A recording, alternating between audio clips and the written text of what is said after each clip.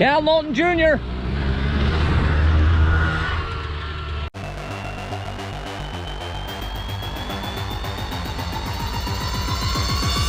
Hey, good morning everyone. Now, unless you have been living under a rock, you will have noticed that Barry and I, Spook and G-Man, have been organising and preparing ourselves for an amazing trek from the north of India in a place called Jaisalmer, trekking all the way to the south to Cochin.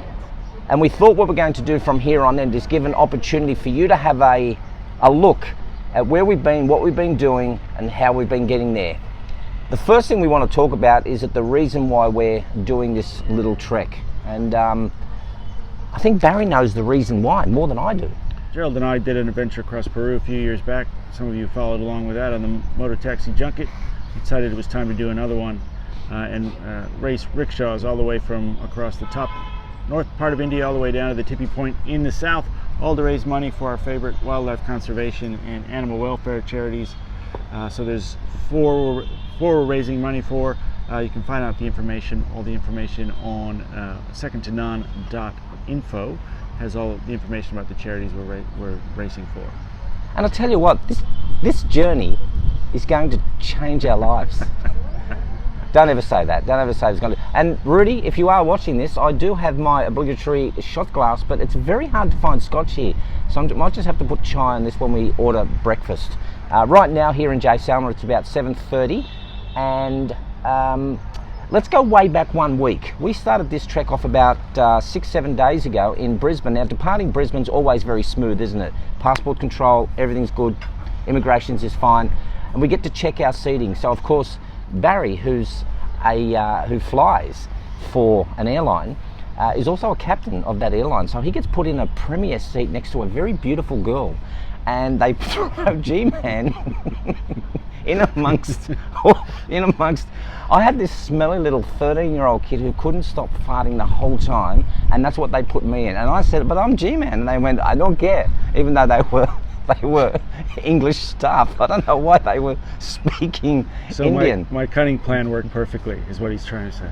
It was a perfect plan. Then the one night in Singapore we had, was that amazing for us? Oh, it's good, life-changing. It was life-changing because we just wanted to go and have a Singapore sling somewhere. We didn't end up doing that. We went to the old Satay Club or the Newton Circus. Some of you old people might know that, but it has been changed now and transformed into a huge marketplace. And we just had a nice simple meal. We did. Satays and beer. Oh, and what else do you have at a Satay Club except satays and the local beer? So leaving Singapore, we then left Singapore and we flew to Delhi. Everyone seems to be telling us, oh, be careful and watch out, you might get Delhi belly, and make sure you take lots of Imodium. Like, seriously? Step in a pussy. The one thing that you will not find over here, come closer people, the one thing you will not find over here are snowflakes. Yeah, there's no snowflakes here. Everyone just gets on with their shit and hustles. Doing their own thing. Delhi then to Agra was a 9-hour drive. It's a 4-hour drive. It felt like 9 hours. Felt like 9 hours. Lovely man, Go Paul was the driver. He was. Got us to Agra. So we checked in a hotel in Agra with the plan of being up early, first light, sunrise at the Taj Mahal, which was fucking amazing. Like, I'm not easily impressed, but when you walk through the gate and you see that courtyard and that building, it was just amazing. There is something special about going to a place where you know it is one of the man-made wonders of the world, and you see it in all the postcards, whoever buys a postcard, you see it in all the pictures, all the movies, from India, and you just think, oh yeah, that's the Taj. And when you get up close and personal and actually see the architecture of how it's made, I think that really starts to change the way that you see and appreciate things. So I guess for us, amazing craftsmanship. Amazing. Yeah, it kind of like took 22 years to build. And along the way, as you're watching this, we're throwing in lots of pictures, of the site and the monument. We were there on a weekday, and it wasn't like we were getting hassled. We had an official come up, and you can tell the officials, they've got a red tag on, and they were pretty cool. And they just said, you come with us. I think it cost us like $2 or $3 to have him guide us around the Taj, which was worth it. The whole thing was really worth it. And so when they say, you know, watch out for all the hawkers, you know, we experienced it when we went over to the fort, but it was like, you know, go away. He does it well, you know, go away.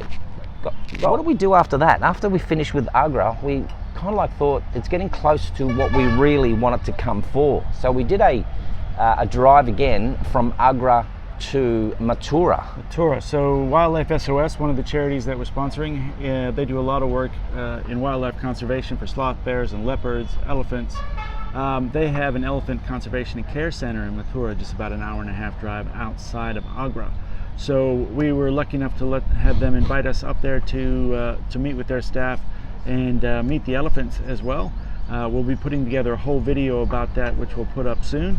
But it was another fantastic experience. The people who were there were so generous with their time, educating us to the plight of elephants in India. 98% of the wild elephants are gone in India. 98%.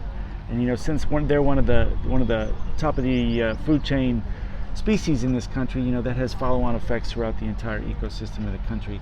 And they told us some heartbreaking stories about the begging elephants and the riding elephants here in India. So those elephants that you see outside the temples and the tourist places that are either begging for money or they're trying to sell you rides on them, those animals have been beaten and tortured for decades, sometimes as much as 50 years. They're taken as babies, starved and beaten until their spirit is broken, and they continue to be used as slaves, beaten on a daily basis, chained up, spikes around their legs.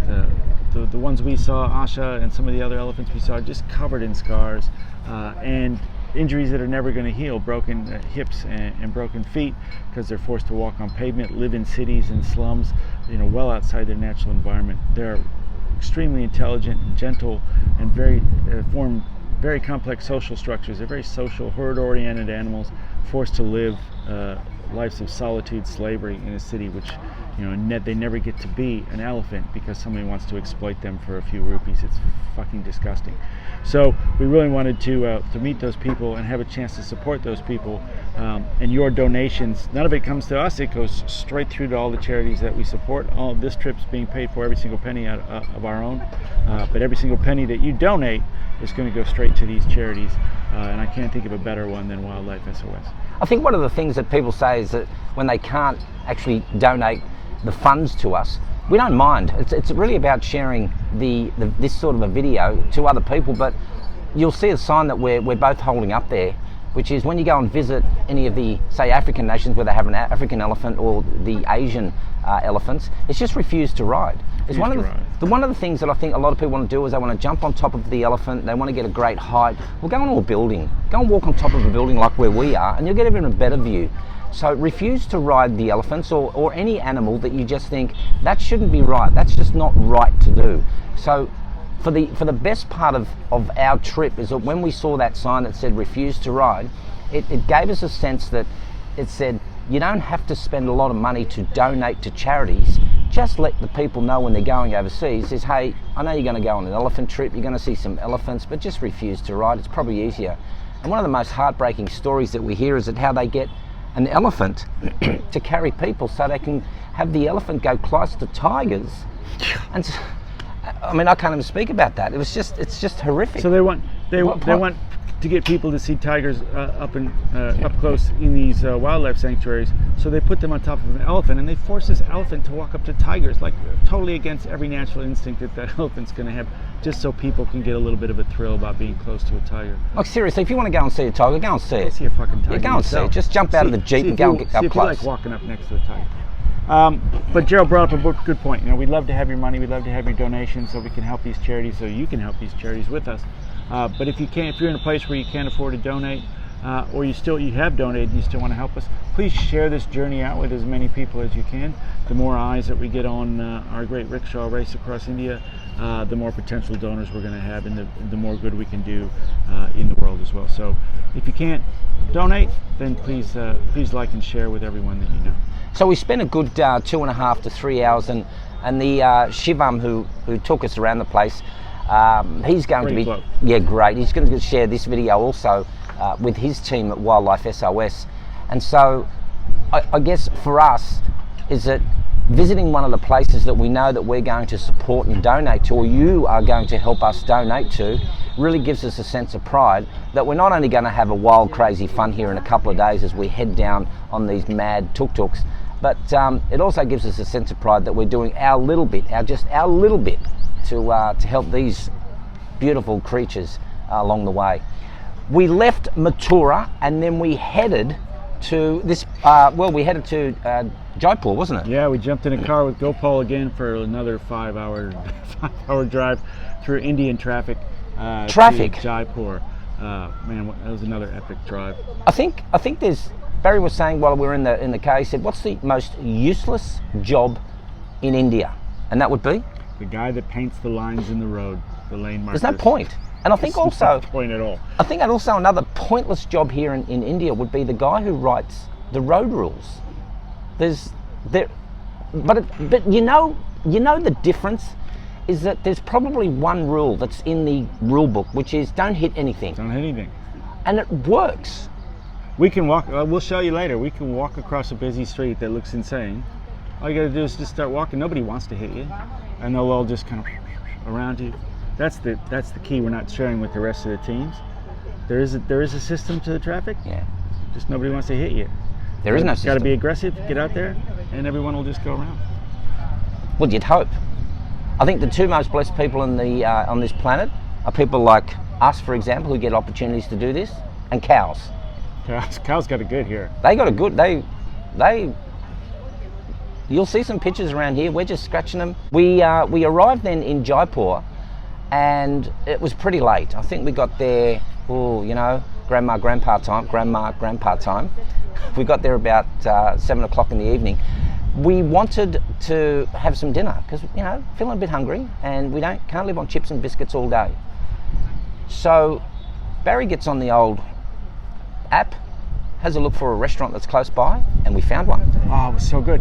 Little tiny hole in the wall. All the locals were in there, or a couple locals were in there. Some guy with about 3 teeth serving as the waiter. They graciously brought us in. We ordered some stuff off the menu. The best food. You can't imagine. We've got the menu items of what we had, number 156 and number 157. 157 rocks, by the way. 156 is pretty good too. But what you'll see is you'll actually see the spread, and have a look at that spread. The cost, I think, was just a little steep. On the pricey side. I think we paid how much for both those meals? $7. $7 altogether, $3.50 each. And what you're seeing, was just at the beginning of the meal where they brought more. It was like, come on, man, because I think we kept eating and they kept feeding. Let's see how much food the white guys could eat. So this is where we're at now, and I don't know if you can see in the background. Just move a little bit in the background there. That is the fort. That is the Jaisalmer fort. It's okay. I'm not going to get too excited about it. It's okay. But Jaisalmer's nice, man. It's got a lot more character than the rest of the places we've been. Really cool town, actually. Did it change your perspective of India? Yeah, I kind of had a fuck India vibe going before I got here. You did, didn't you? I did. But I changed my mind. I like it now. I like it. We call it the Triple S. It's the Triple S. It's the sights, smells and sounds. And people feed you lots of crap. They go, oh, you watch out for this. People have never been here from and you go, really? Really? Where did you go? I go, we went to Mumbai or Bombay, old Bombay. And you go, really? Just get out of the place and go and have a look at something else. And again, yeah, we are a little bit blessed because we're in this north part of India, which just really has this. So why are we here? As we start to wrap up this part of the video, and we are going to be giving you daily updates, and we hope to be sharing with you our trek along the way, because again, it is life-changing.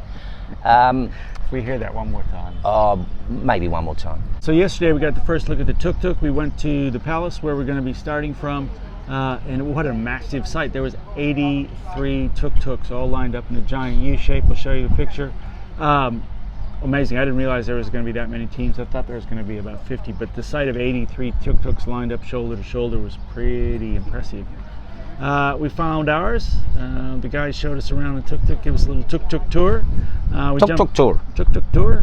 And we jumped in the rickshaw and we did a little bit of test driving around the test track just to get comfortable with how it all works. And I like it. We don't have a name for it yet, but I'm feeling it's kind of a hymn as opposed to Rosa. A hymn? As opposed to Rosa last time. Because it's rough. because he's good. He's a beast, man. I like him. He was. It's a lot. I like it a lot better than the moto taxi we had in Peru. Anyway. Feeling a bit more confident. Yeah. So it had the Ricky Bobby paint job on there, which looked fucking. How does it look? Tell us how it looks. It looks awesome.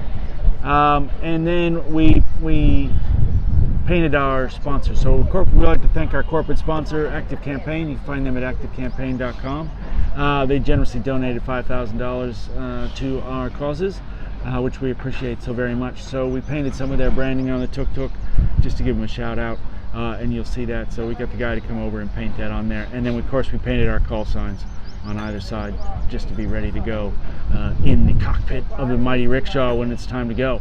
And you'll see that as well. So pretty excited today. We're gonna head out. We're gonna find some spare parts. We're gonna find some bits and pieces we're gonna need for our trip.